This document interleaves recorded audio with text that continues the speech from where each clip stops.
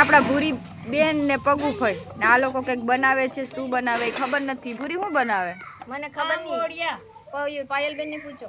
પાયલ બેન આ શું બનાવો? આંબોડિયા ભજીયાની ચટણી બનાવવાની, પકોડાની ભજીયાની ચટણી બનાવવાની. અમે બનાવીએ છીએ બટેટાની વેફર. તમે જોઈ શકો છો, જો ધોરી ધોરી દૂધ. તારો હગો છે કેરી? હા થોડી. ના ના, બટેટાની વેફર છે. એટલે પગુ ફઈ આને કેરીને સીવીને પછી શું કરવાનું? સુકવી દેવાની, પછી ગોળ બધું નાખીને ચટણી બનાવવાની. ચટણી બનાવવાની.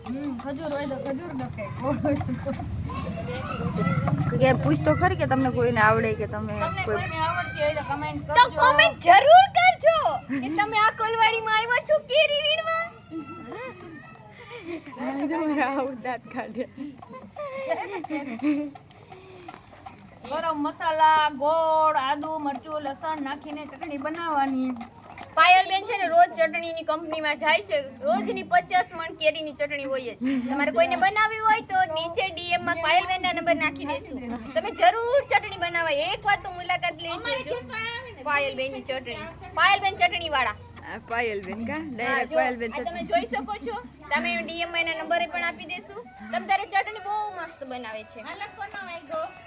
તો આ બનાવે છે આંબોડિયાની ચટણી. બહુ સારી ગઈ લાગે.